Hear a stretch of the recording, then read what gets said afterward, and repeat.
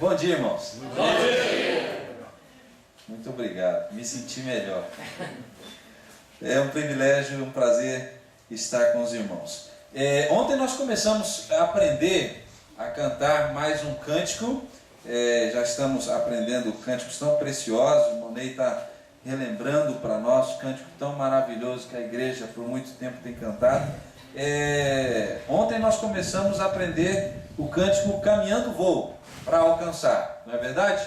Então os irmãos que estavam aqui ontem provavelmente já aprenderam boa parte. Priscila, é Priscila ou Patrícia? Priscila. Tem como colocar aquele cântico? Caminhando Vou para Alcançar. Bom? Então vamos lá. Vamos aprender um pouco mais. Ney nos ajuda aí. Tem dó, mas sem dó. Sem dó. Põe um dó sem dó então. Caminhando vou para alcançar. Caminhando vou para alcançar. As tribos avisar, as tribos alcançar. Eu caminhando vou, caminhando vou para alcançar, caminhando vou para alcançar. As tribos avisar, as tribos alcançar. Eu caminhando vou. Deu para pegar mais ou menos? Deu? Os cantores aí da congregação pegaram? Vamos cantar mais forte? Vamos lá.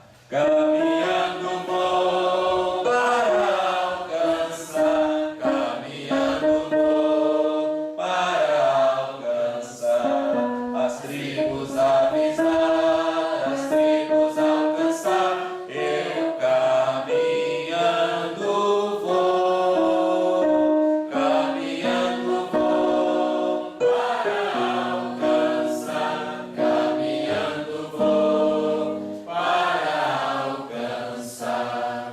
As tribos avisar, as tribos alcançar. Eu caminhando vou.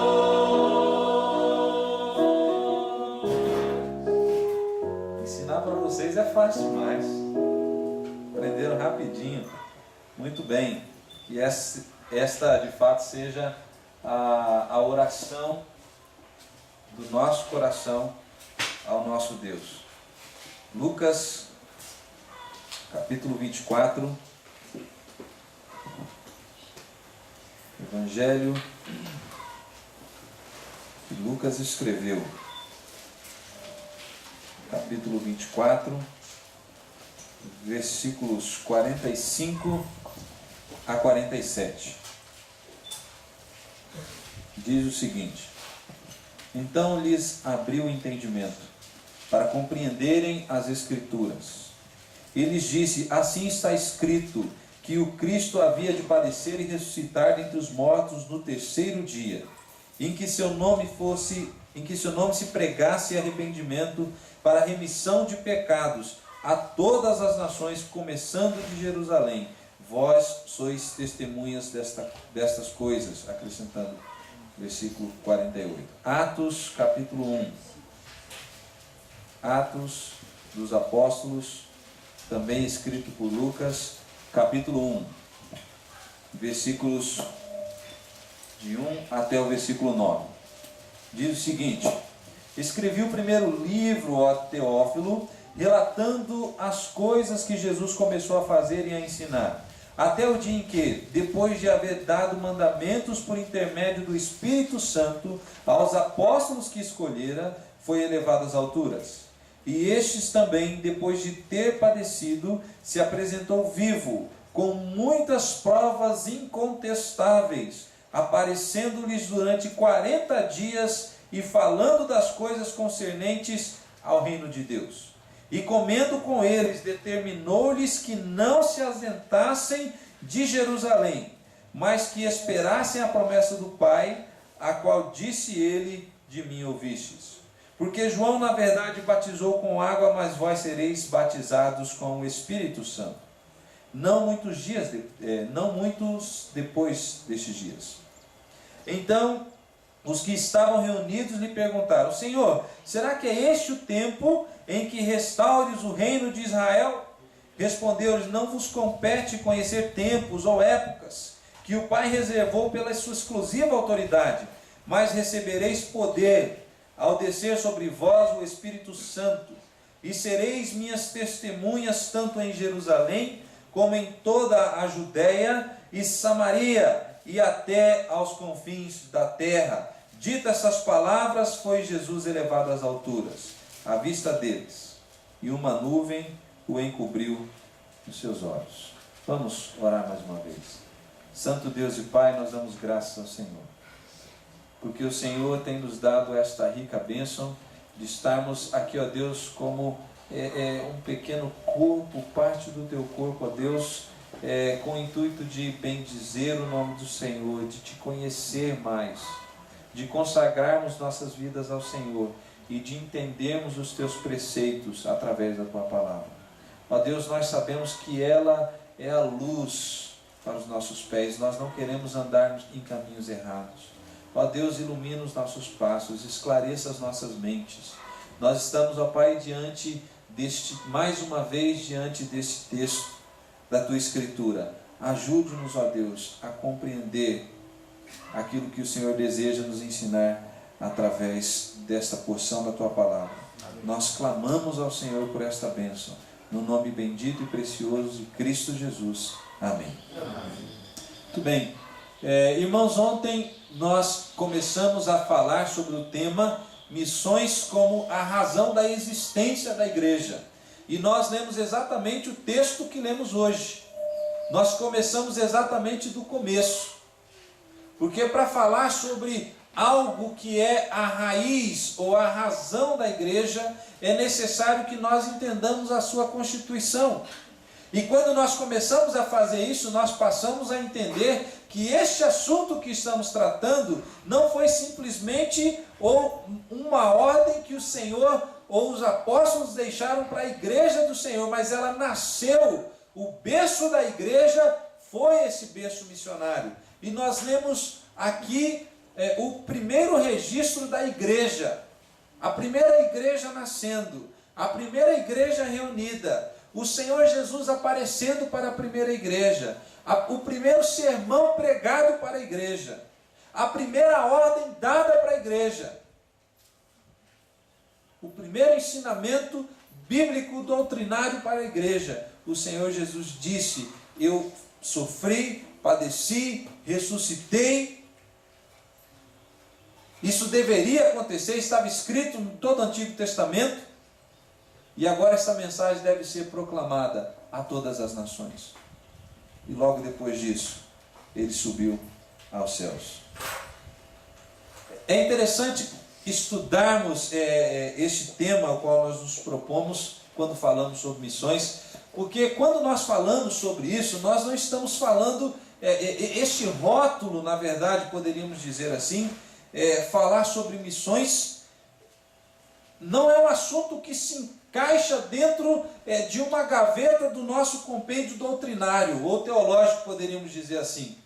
Nós não encontramos apenas um texto da palavra de Deus, onde vai nos explicar o todo da ideia. Nós não vamos conseguir encontrar uma instrução na palavra de Deus em apenas um lugar onde define tudo sobre o assunto. Estudar missões significa estudar a Bíblia inteira. Entender missões significa entender a Bíblia inteira. Porque o ensino da Bíblia toda é o ensino de missões. Foi isso que Jesus falou. O Antigo Testamento todo fala sobre isso.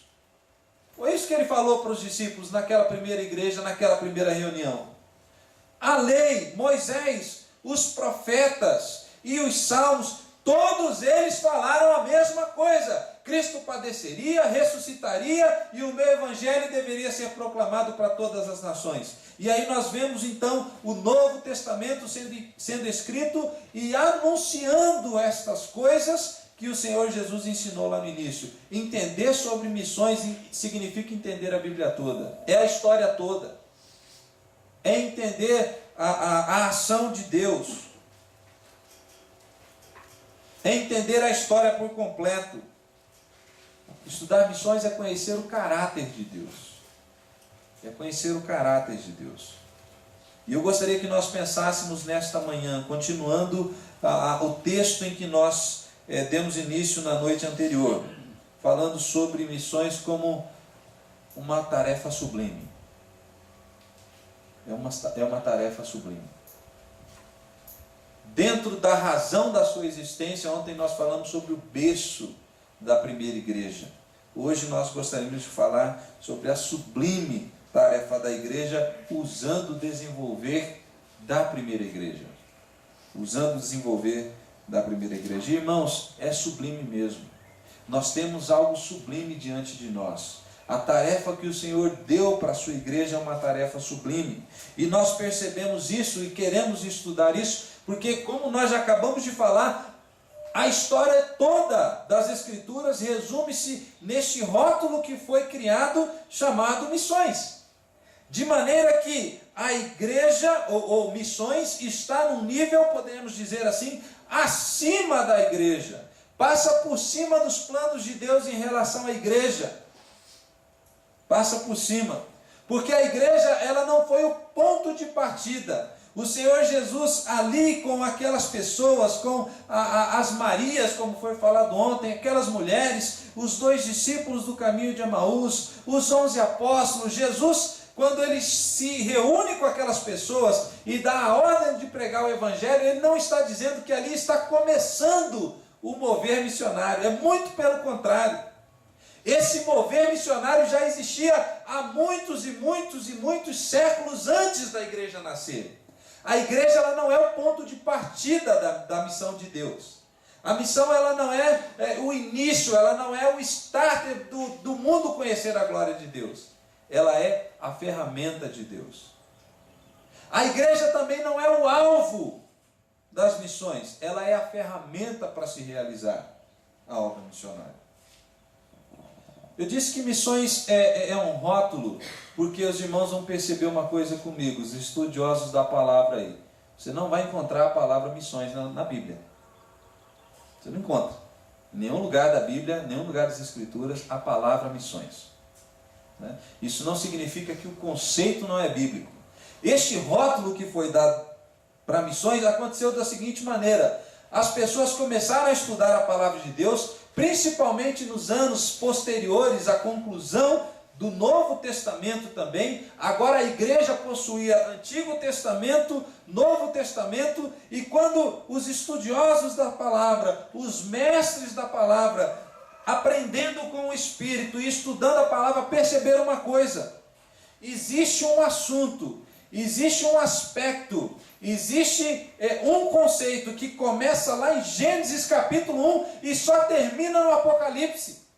Existe um assunto na Escritura que começa lá no início e termina no final. E começaram a perceber, a história é uma só. A Bíblia não é um conjunto de um monte de livros legais que alguém resolveu juntar. São vários livros que contam a mesma história. E deram o nome dessa história de Missio Dei. Missão de Deus.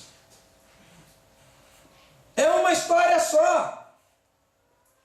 É isso que diz cada livro da Bíblia. É a história que está sendo contada em todo momento. Deus se movendo em direção das pessoas. E começaram a chamar isso. Isso é a missão de Deus. Isso é Missio Dei. Daí, obviamente, vindo do latim para o português, ao invés de missio, o Missio Dei se tornou missão. Logo depois começaram a falar missões. Este rótulo criado é uma tentativa de tentar descrever a ação de Deus no decorrer da história. É uma tentativa de tentar condensar numa palavra ou num título tudo aquilo que Deus está fazendo no mundo e ensinando em sua palavra. É a história toda. É a história toda. Estamos falando da história toda. Porque é isso que nós encontramos na Escritura. A missão de Deus. Deus enviando o seu Filho Jesus ao mundo. Deus Pai e Deus Filho enviando o Espírito Santo ao mundo, e depois Deus Pai, Deus Filho e Deus Espírito enviando a igreja ao mundo. A história é uma só. A história é uma só. O que mudou, o que trocou foram as ferramentas que Deus usou. Deixa eu ler aqui para os irmãos a citação de um irmão que escreveu algo a respeito, chamado Bosch. Ele diz o seguinte: a missão não é primordialmente uma atividade da igreja, mas ela é um atributo de Deus. Deus é um Deus missionário, porque compreende-se missão da seguinte maneira: desse modo, como um movimento de Deus em direção ao mundo. Qual definição nós vamos usar, queridos, para falar ou para resumir missões? O que é missões ou o que é missão? Qual é a missão de Deus? O movimento de Deus em direção ao mundo. É Deus indo para o mundo resgatar as pessoas. É Deus querendo reconciliar as pessoas. É Deus querendo resgatar os laços de amizade que um dia foram perdidos por causa do pecado. Então, quando nós falarmos sobre missões, nós estamos dizendo que é o movimento de Deus, o mover de Deus em direção ao mundo. O movimento de Deus em direção ao mundo. O que é missões? O movimento de Deus em direção ao mundo. O que é missões? O movimento de Deus em direção ao mundo. O movimento de Deus em direção ao mundo. É disso que estamos falando. É Deus tentando e desejando reatar os laços que um dia foi perdido. E essa história, queridos, começa exatamente lá no Gênesis. Foi por isso que foi registrado. Desde os primeiros versículos, na criação, a intimidade do relacionamento de Deus com o homem. Mas um dia o homem se contaminou. Um dia o homem se entregou ao pecado. E aqueles primeiros criados, homem e mulher, se distanciaram de Deus. E como foi falado aqui nesta manhã, na ceia do Senhor, eles passaram a se tornar inimigos de Deus, mortos em seus pecados. Não a morte física, mas a separação com aquele que é a vida. Porque, queridos, a vida é Deus e Jesus Cristo. Jesus mesmo disse: eu sou o caminho, eu sou a verdade e eu sou a vida. Quem não está em Jesus não pode ter vida, porque Jesus é a vida. Jesus é a vida. Esta comunhão foi perdida. Mas Deus ama a humanidade. Deus ama a humanidade. Eu estou recapitulando tudo que vocês já sabem, não é verdade? Deus ama a humanidade, Ele ama aquilo que Ele criou. E Ele resolve solucionar o problema do pecado. E Ele envia Cristo Jesus para morrer, para padecer, para ressuscitar, para que nós pudéssemos ter vida de novo. Para que nós pudéssemos reatar os laços de amizade com Ele. E aí Ele diz: não para por aqui. Eu quero, não são só vocês, falando naquela casa, não são só vocês que eu quero reatar esse compromisso. Que eu quero reatar essa amizade. Eu quero que todas as pessoas dessa terra, eu quero que toda a humanidade também viva em Cristo Jesus. Isso é missão Dei. Isso é a missão de Deus. O movimento de Deus rumo à humanidade. Ontem nós falamos que a igreja é a missionária do Senhor. Porque foi ela que Ele escolheu, ela que Ele elegeu. É a vocação da igreja, ela existe para isso. É o motivo da sua existência. E nós não encontramos, como mencionamos, uma citação da palavra de Deus que resuma todo esse conceito, mas a história toda nos ensina a mesma coisa. Deus está em Cristo reconciliando consigo mesmo o mundo todo. E confiou esta mensagem, confiou esta tarefa para a sua igreja, eleita por Ele para ser instrumento, eleita por Ele para ser a sua missionária. Por isso nós não tratamos de indivíduos missionários, mas a igreja é missionária. A igreja é chamada para realizar esta tarefa. Isso é a razão da existência da igreja. Você já parou para pensar por que a igreja existe nessa terra? Ou melhor, você já parou para pensar por que é que Deus deixou a igreja aqui na terra? Porque é o seguinte, pensa comigo. O que é necessário para o homem reatar o seu relacionamento com Deus ou experimentar a vida em Cristo? O que é necessário para ele fazer? É o quê? Arrepender-se e crer. Né? Arrepender-se e crer. O arrependimento é o início, mas é necessário crer. E todos aqueles que creem no Senhor são salvos.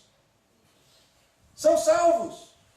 E daqui por diante, não importa o que digam, não importa o que façam, aqueles que creram no Senhor são salvos pelo Senhor. E a minha pergunta é, se você creu e é salvo, por que você já não vai embora para o céu? Lá vai ser infinitamente melhor. Lá nós não seremos mais violentados pelo assédio do pecado. Lá nós estaremos face a face com o nosso Senhor. Lá nós haveremos de vê-lo como Ele é.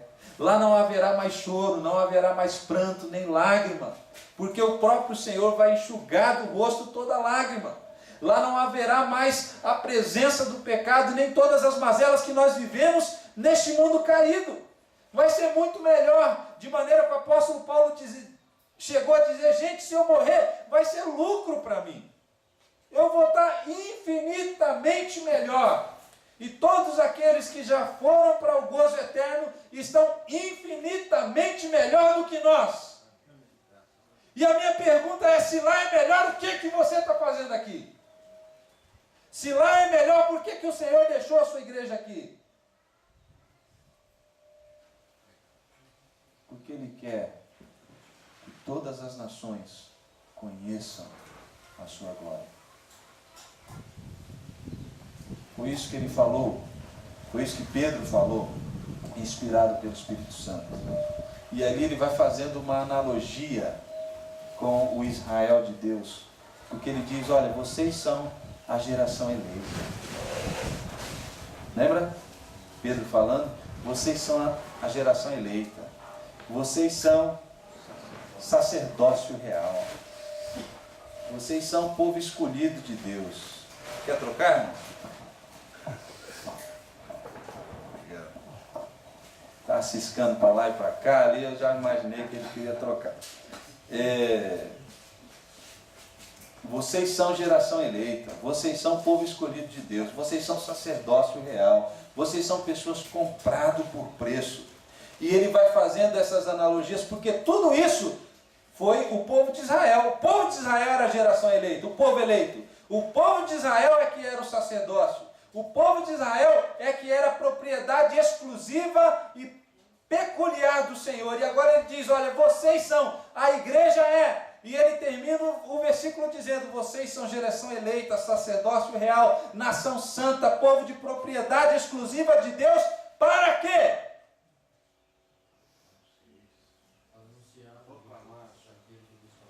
Para proclamar as virtudes. Vocês são isso para proclamar as virtudes. Não é para simplesmente existir. Não é para se entregar só ao seu existencialismo. Mas vocês existem para proclamar as virtudes daquele que chamou das trevas para a sua maravilhosa luz. Irmãos, é a razão da nossa existência. É para isso que existimos e para isso que servimos. Se não fosse por isso, a igreja não precisaria ficar no mundo. A igreja não precisaria ficar no mundo. Nós cantamos um hino hoje que diz o seguinte, do meu Salvador ausente. Parece um pouco estranho, né? Porque Cristo está ao nosso lado o tempo todo. Mas Cristo, Ele saiu desta terra e Ele prometeu voltar. E Ele disse que quando Ele voltaria, Ele estabeleceria o reino dEle nesta terra. Nós não estamos aqui para estabelecer o reino de ninguém. Nós estamos aqui como representantes, embaixadores desse reino que um dia virá. Que um dia virá. Nós não temos a tarefa de transformar esse mundo. Porque é isso que às vezes é o nosso desejo. A gente vê um mundo entregue à desgraça, entregue a assolações. A política é horrível. A corrupção é muito grande. a educação não funciona, os hospitais não funcionam, e obviamente nós como humanos queremos trazer a solução para isso. Irmãos, nós não temos a solução. Você pode colocar a maior quantidade, a igreja evangélica pode colocar a maior quantidade de políticos possíveis, e não vai mudar o país. Não vai mudar o país. Você pode fazer, a igreja evangélica pode construir as melhores escolas e espalhá-las por todo o país, e não vai mudar a educação. Não vai mudar a educação. Porque nós não temos condições de transformar esse mundo. Esse mundo é corrupto. Nós somos corruptos. Nós carecemos do Senhor. Mas diz a palavra de Deus, vai haver um dia que não vai ser assim. O Senhor vai reinar. Aí tudo vai mudar. O Senhor vai estar aqui. Aí não vai ter mais corrupção. Aí não vai ter mais injustiça. Aí já não vai ter mais privilégio. Porque é o Senhor que estará reinando. Nós não estamos aqui para estabelecer o reino. Nós não estamos aqui para instituir um mundo melhor, nós estamos aqui para avisar todas as pessoas que estão caminhando para o inferno e que elas precisam olhar para Jesus, ouvir a voz de Jesus e crer no Senhor Jesus para que sejam salvas por Ele e participem da sua glória. É para isso que a igreja serve, é para isso que estamos aqui. Nós não estamos aqui para combater pobreza. Nós não estamos aqui para fazer política. Nós não estamos aqui para fazer o bem social humanitário, embora isso faz parte da nossa tarefa. Nós estamos aqui para que o mundo conheça o Senhor Jesus. E um dia Ele virá e fará deste mundo um reino perfeito. O Senhor fará. Nós não temos condições. Nós estamos aqui para pregar o Evangelho. É para isso que a igreja existe. É para isso que nós existimos. Deus nos escolheu para que o Evangelho fosse anunciado. Irmãos, no texto em que nós lemos desde ontem, nós vemos ali o início da primeira igreja, o nascer dessa igreja.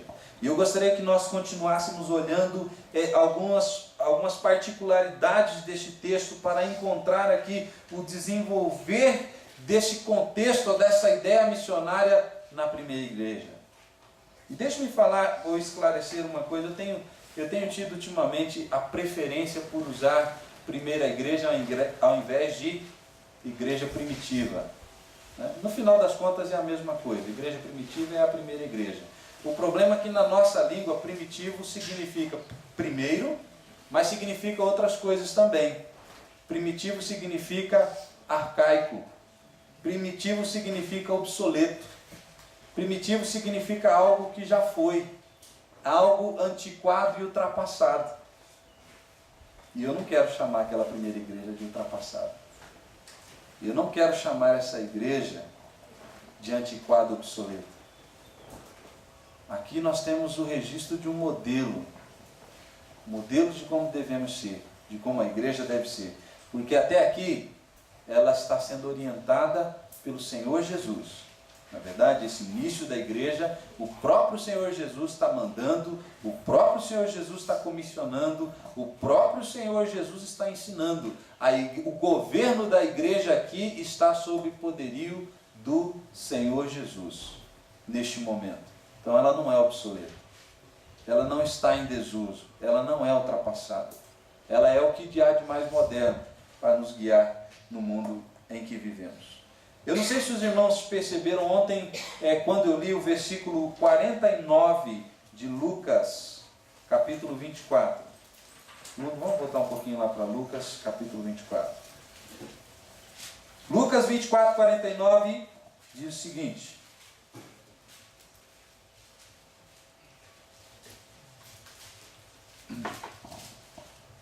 Diz o seguinte: eis que envio sobre vós a promessa do meu Pai.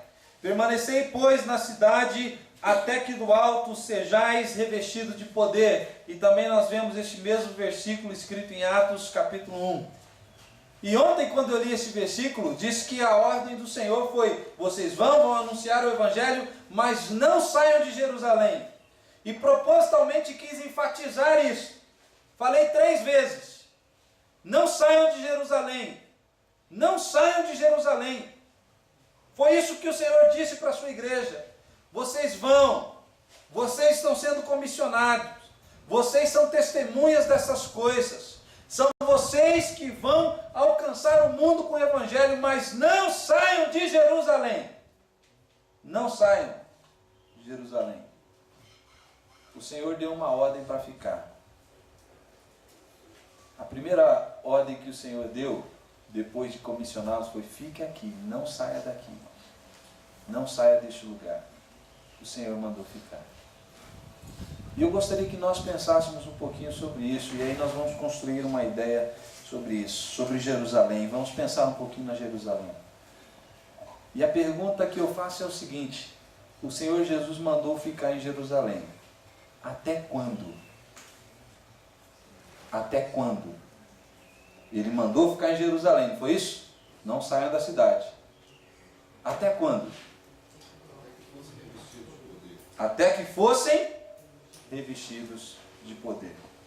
Infelizmente nós encontramos nos nossos dias e em lugares, contextos diferentes, frases como: irmãos, nós precisamos ganhar Jerusalém primeiro,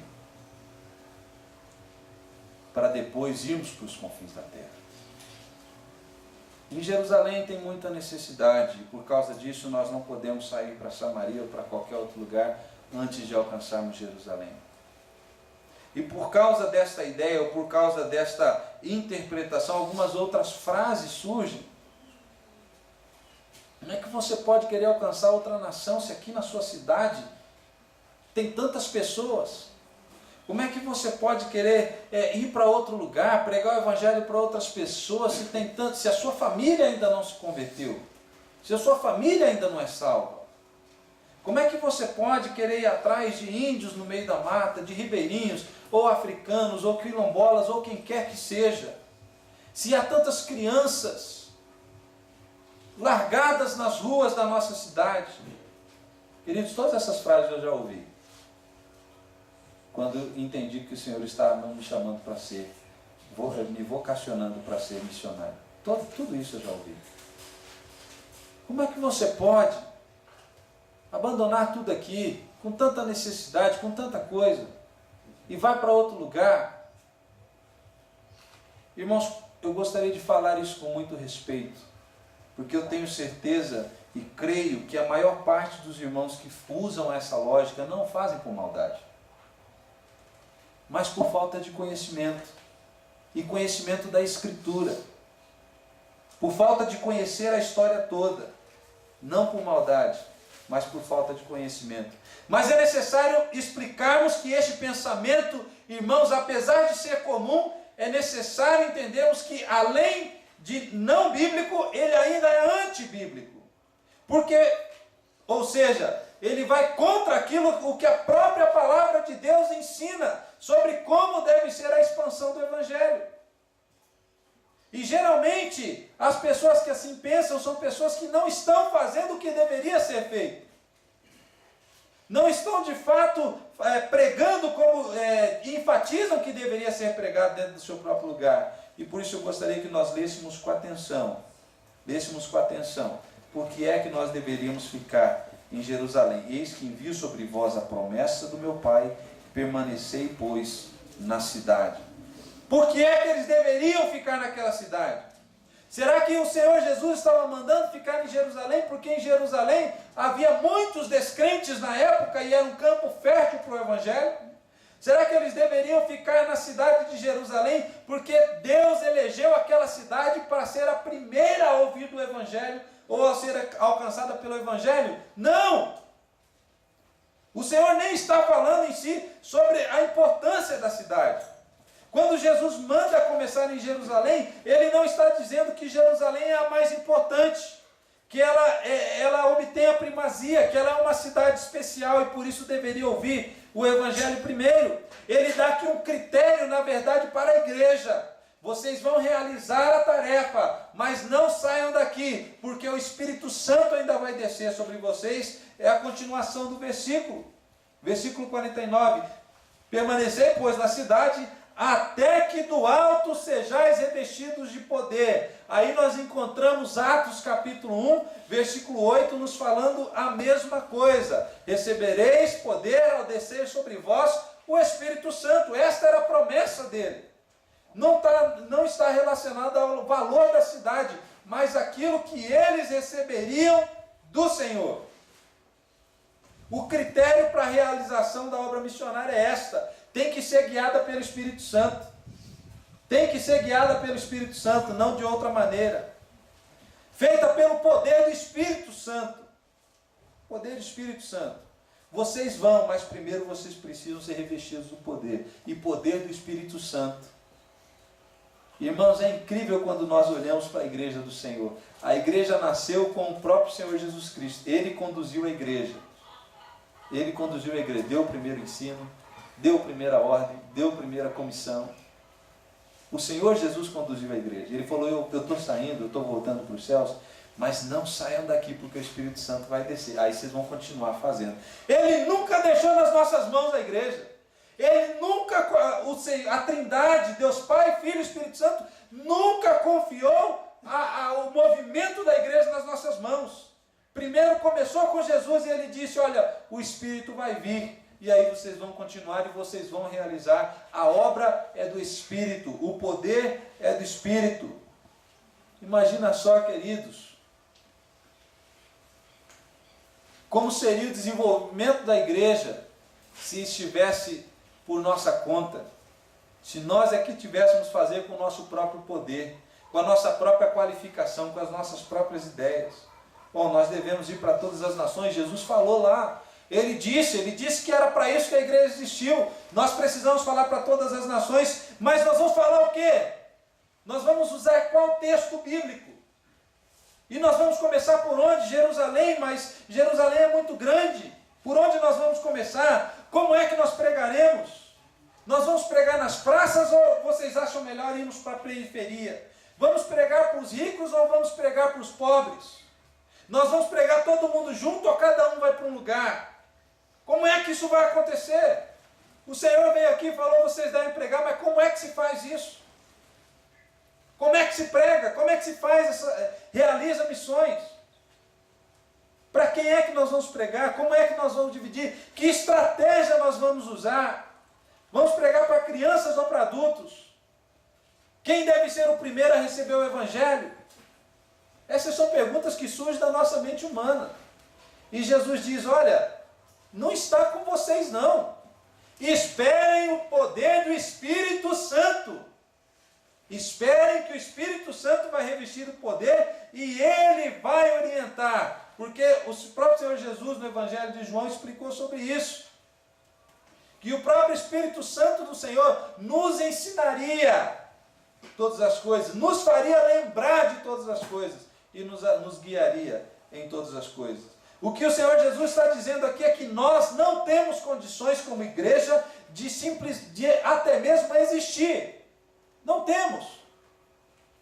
Mas é o Espírito Santo que conduz a sua igreja. É o Espírito Santo que vai dar a direção, que vai comissionar e que vai fazer, que vai realizar a dinâmica. O Espírito Santo virá e revestirá cada um de vocês com poder. Ele é que vai fazer. E a partir desse momento vocês estão prontos para ir para qualquer lugar. Aí sim vocês podem sair de Jerusalém. Não saia nem do lugar. Irmãos, é um ensino precioso. O Senhor Jesus está dizendo aqui, não saia do seu lugar se não for pelo Espírito. Não faça nada se não for pelo Espírito. Não precisa nem tentar se não for pelo Espírito. Não saia de Jerusalém se não for pelo Espírito. Ele está dizendo que a obra é controlada e a sua dinâmica pertence única e exclusivamente ao Senhor. O Senhor deu uma ordem de ficar e deu uma ordem de sair. Ele mandou a igreja ficar, disse que deveriam ficar para serem revestidos do Espírito Santo do Senhor. E a partir desse momento deveriam sair. E foi isso que aconteceu. E foi exatamente isso que aconteceu. Eles saíram. Em nome do Espírito Santo do Senhor. Pelo poder do Espírito Santo do Senhor. Com a orientação do Espírito Santo do Senhor. Uma outra questão eu gostaria de mencionar quando estamos falando sobre esta Jerusalém. Esta Jerusalém de Lucas, capítulo 24, e de Atos, capítulo 21. Lucas, capítulo 24, versículo 49. O Senhor Jesus disse, enviei a promessa do meu Pai, vocês vão receber a promessa do meu Pai, mas não saiam de Jerusalém, não saiam da cidade até que isso aconteça. Atos, capítulo 1, versículo 4, ele diz, comeu com eles, determinou-lhes que não se ausentassem de Jerusalém, texto paralelo, mas que esperassem a promessa do Pai. Não é para sair. E aí no versículo 8 ele diz, vocês vão receber a promessa. Vocês vão receber a promessa. Irmãos, uma outra consideração a fazer sobre essa cidade de Jerusalém é que esta cidade é literal. Esta cidade que o Senhor está falando é literal. Irmãos, aqui não é Jerusalém. Santa Maria não é Jerusalém. Gama não é Jerusalém. O Distrito Federal não é Jerusalém. Brasil não é Jerusalém. O Senhor Jesus, Ele falou, vocês fiquem aqui nesta cidade, exatamente no lugar onde eles estavam. Exatamente no lugar onde eles deveriam ficar. E aqui não está passivo de interpretacionismo humano. Jesus está falando daquela cidade mesmo. Ele não está dizendo aqui, ou em momento algum, que essa Jerusalém significa alguma outra coisa do que simplesmente a cidade onde eles estavam. Ali os judeus veriam um presságio daquilo que aconteceria na história do mundo, com o nascer do novo grupo, com o nascer da igreja, com o nascer dos irmãos. É isso que aconteceria. Nós vemos nesse texto e na continuidade, não vamos ler todos os textos, mas nós podemos citar e os irmãos podem acompanhar. O Senhor diz, olha, vocês vão ser revestidos do poder do Espírito Santo. Enquanto isso não acontece, permaneça nessa cidade, fica por aí mesmo, fica em Jerusalém. Eles veriam um milagre acontecendo no meio do povo, porque eles começaram a pregar em outras línguas logo depois. O Senhor Jesus escolheu aquela ocasião para marcar início à tarefa missionária. E nós sabemos disso. Quando o Espírito Santo desceu, Ele disse, vai derramar poder sobre vocês. Quando o Espírito Santo desceu, havia ali naquela cidade, e nós sabemos muito bem disso, quase todas as nações da terra, inúmeras nações tinham seus representantes prosélitos ali. E eles estavam ali naquele lugar por ocasião de uma festa religiosa, a festa do Pentecostes. E o Senhor Jesus, o Espírito Santo, então ali derramando sobre poder sobre aquelas pessoas, começam a anunciar o Evangelho. Quando o Espírito Santo derramou poder, eles começam a anunciar o Evangelho. Cada um ouviu na sua própria língua. Cada um ouviu na sua própria língua. Quem sabe o presságio da transculturalidade da missão da igreja, porque ela romperia as suas fronteiras. Obviamente aquele acontecimento mexeu com os judeus que ali estavam. Porque eles ficaram olhando aqui, o que está acontecendo? O que esse pessoal, uma hora dessa do dia, falando dessas coisas estranhas? Nós conhecemos esses camaradas aí. Pedro é um pescador. A gente conhece todo mundo. Que língua estranha é essa que eles estão falando? Se é hora de estar bêbado. Então estão todos embriagados. E Pedro está ali, tomado pelo Espírito Santo. E ele chama a atenção das pessoas, ele diz, olha, escutam alguma coisa que eu tenho para dizer, olha, eles não estão embriagados. Não é isso que está acontecendo. E Pedro poderosamente começa a falar sobre a história bíblica. Ele vai lá atrás no Antigo Testamento e vem trazendo toda a história. E ele começa a falar do Evangelho. Na verdade, essas pessoas aqui, que vocês acham que estão bêbadas, na verdade, elas são servas de Cristo. Cristo é o Filho de Deus, é o Messias prometido. Aqueles que vocês mataram. E Pedro então esclarece para aquelas pessoas o que estava acontecendo. Quando eles ouviram aquilo, ficaram aterrorizados. Ficaram aterrorizados. E quem sabe aqui, irmãos, vale fazer esta observação. É isso que o Evangelho causa na vida das pessoas. É isso que o Evangelho causa. Causa o terror por estar perdido e condenado. E se não for por Cristo Jesus, vão morrer nesse terror.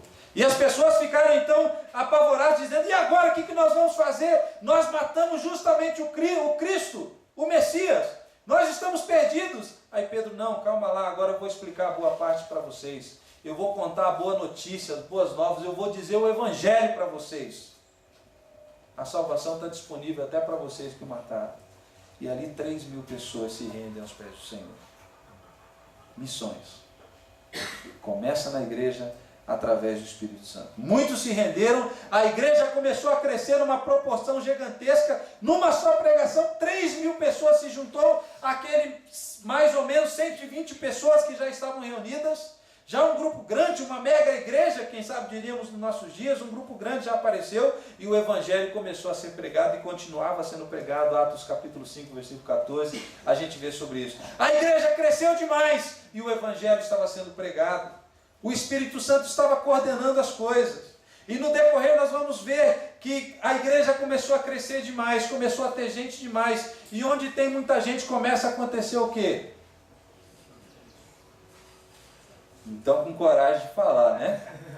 Onde tem muita gente começa a ter problemas. A igreja não foi diferente, começou a ter os seus problemas.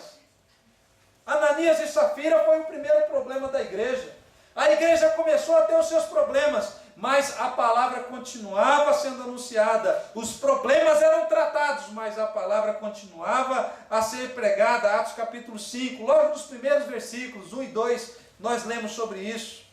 A igreja começou a crescer grandemente, até começou a ter os seus problemas, e logo depois a igreja começou a ter as suas necessidades. O grupo grande demais, com problemas aparecendo, começou a ter necessidade. Não conseguiam mais suportar todo mundo. Não conseguiam mais atender todas as coisas. A igreja resolveu fazer justiça. A igreja resolveu ajudar as viúvas. Só que na hora da distribuição começou a haver os problemas, começou a haver necessidade de ter mais pessoas no gerenciamento da igreja.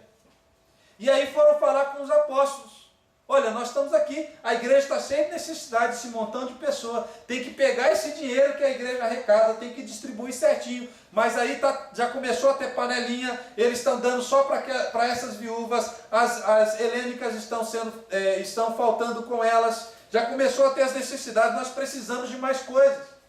E os apóstolos falaram: gente, a gente não tem tempo. Não cabe a nós servir. Nós não temos tempo para isso. Não é porque eles eram orgulhosos e arrogantes e estavam num palco determinado. Eles não tinham tempo para isso. E ele diz: olha, escolha entre vocês aí, homens cheios de Espírito Santo. Escolha entre vocês. E ali começa o serviço diaconal da igreja. A igreja tinha necessidades. Ela precisava de pessoas para trabalhar. Mas isso nunca impediu que ela continuasse pregando o Evangelho. Isso nunca impediu que ela continuasse mandando missionários. Isso nunca impediu que ela continuasse pregando o Evangelho além das suas fronteiras. A igreja era imensamente grande, começou a ter vários problemas e muitas necessidades. E ela continuou sendo missionária. Ela continuou sendo missionária. Atos capítulo 6, versículo 1 nos fala sobre isso. Mesmo quando a igreja começou a ter as suas várias necessidades, ela continuou sendo uma igreja missionária. Ela continuou sendo uma igreja missionária. Ela cresceu, ela passou a ter problemas, ela começou a ter necessidade e logo depois ela começou a ser perseguida também. Perseguida também. Muitos cristãos foram mortos. E talvez nós pensaríamos: agora é o fim da igreja. Como é que nós vamos mexer com esse negócio de missões, com essa tarefa, se a igreja está sendo perseguida? Se a gente dorme sem saber se vai acordar, sem saber se aquele tal de Saulo vai invadir a nossa casa e nos levar preso? Quem garante que nós não vamos ser apedrejados como Estevão? A igreja está passando por lutas, mas ela continuava fazendo missões. Porque o Espírito Santo estava no governo da igreja. O Espírito Santo estava conduzindo a igreja. O Espírito Santo continuava, a igreja sempre continuou.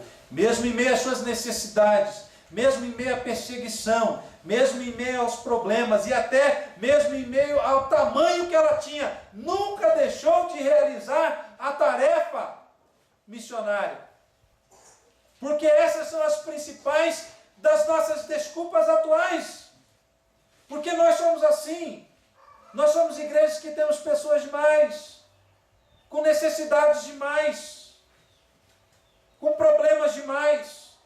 A gente está precisando de tantas pessoas para servir a mesa aqui dentro. Como é que eu vou mandar a pessoa para fora se aqui tem tanta necessidade? Como é que eu vou enviar dinheiro para fora se aqui dentro tem tanta coisa para ser investida? O Espírito Santo nunca deixou de mandar os seus missionários, mesmo quando a igreja estava sendo perseguida, mesmo quando a igreja estava passando por necessidades. A obra continuou sendo realizada. A Jerusalém era literal. Eu sei que na nossa teologia moderna nós costumamos a tratar Jerusalém como o nosso local. Jerusalém é o nosso local. Aí já até dividiram, né, o versículo lá virou República Brasileira, né? Então a Jerusalém é a nossa cidade, Judeia é o nosso estado, e aí Samaria é o nosso país, e o confins da terra é todo o resto. Aqui era uma cidade como qualquer outra. Aqui era uma cidade normal, não era o nosso local não.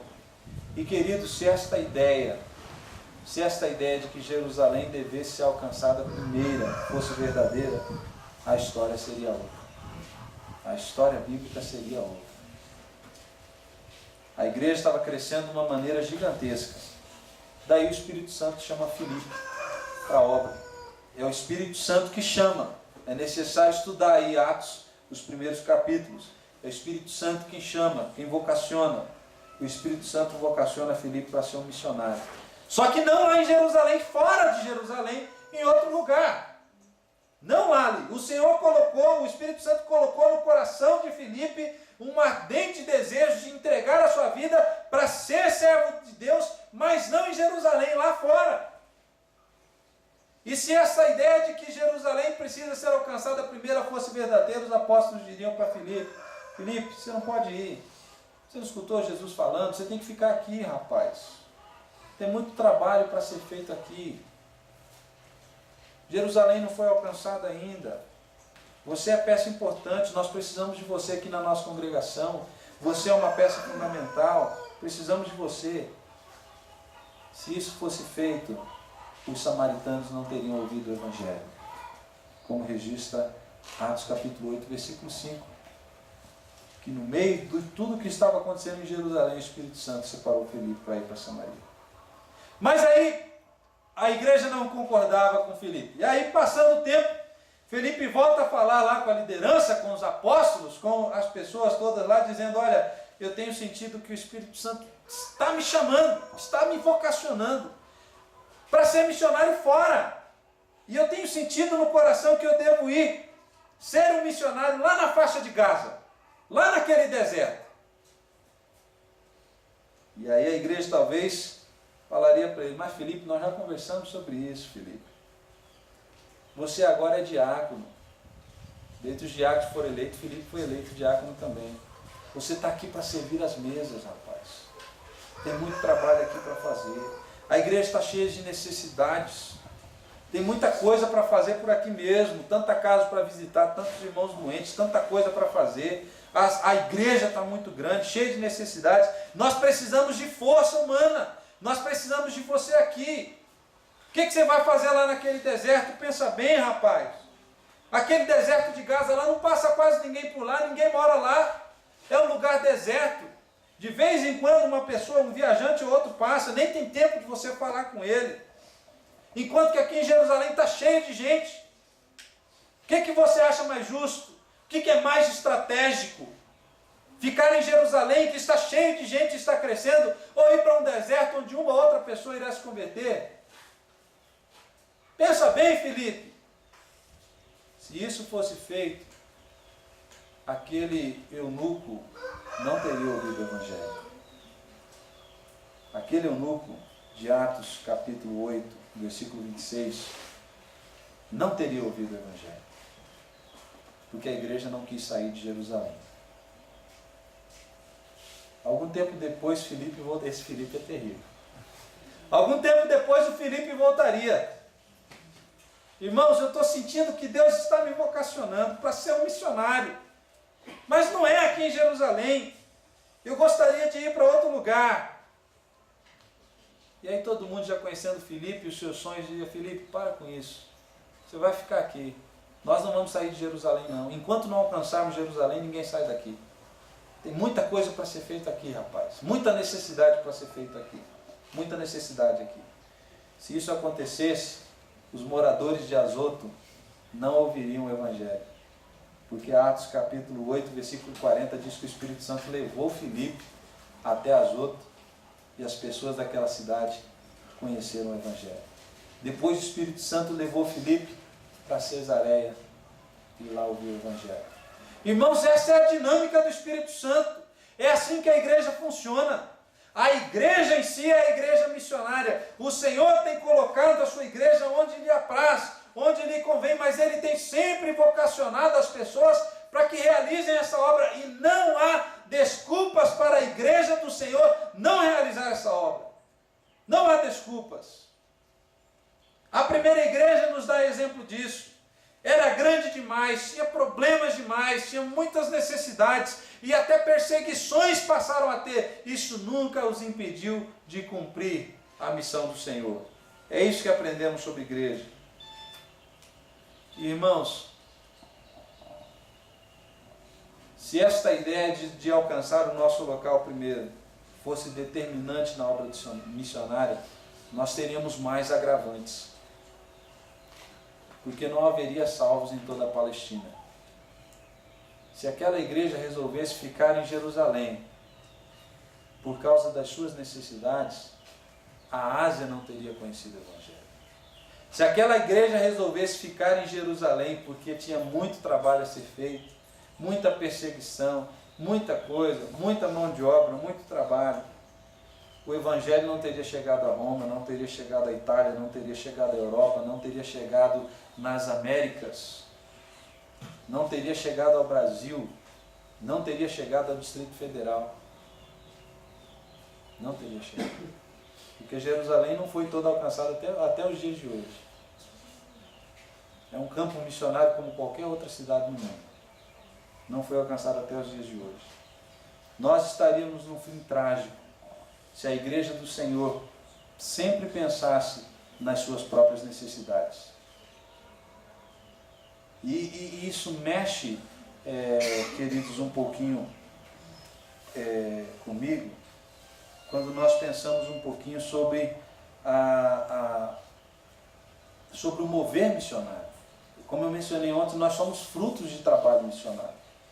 Hoje a gente pode até pensar que não há razões ou que nós não temos condições de realizar a obra missionária, seja por necessidade, seja por qualquer outra coisa. Nós não realizamos obra missionária primeiro, quando nós não estamos fazendo o que precisa ser feito primeiro, é por uma falta de compreensão das próprias Escrituras, porque ela dá esta ordem. Segundo, é por uma falta de conformidade ao caráter de Cristo, porque uma vez que estamos conformados a Cristo, nós vamos realizar a obra do Senhor. Mas existem ainda outras coisas, ingratidão e até mesmo egoísmo da nossa parte. Quando nós ouvimos falar que tem muitas pessoas, queridos, em muitos lugares nesse mundo, que nunca ouviram do Evangelho do Senhor. Nunca ouviram do Evangelho do Senhor, e nós poderíamos passar aqui a manhã inteira, se é que ainda é amanhã, porque eu não estou olhando o relógio. Poderíamos passar o dia inteiro aqui, falando sobre povos no mundo que nunca ouviram o Evangelho do Senhor. Você já ouviu o Evangelho 1, 2, 3, 4, 5, 10, 15 vezes na sua vida, cresceu ouvindo o Evangelho, nasceu em um país privilegiado, porque a pregação do Evangelho é aberta, porque desde pequeno você já aprende o que é Cristo, o que é pecado, e quando a pessoa chega aqui e diz: olha, você precisa se reatar com Deus por causa dos seus pecados, senão você não vai para o céu, vai para o inferno. A pessoa já sabe o que é céu, o que é inferno, o que é pecado, o que é Deus. Precisa de um certo esclarecimento, mas tem os conceitos na sua mente. Mas existem pessoas no mundo que nunca ouviram o Evangelho, que nunca ouviram a palavra de Jesus. E sabe o que Jesus fez? Qual foi a reação de Jesus quando ele se deparou com essa realidade? O Senhor começou a ver as multidões. E ele começou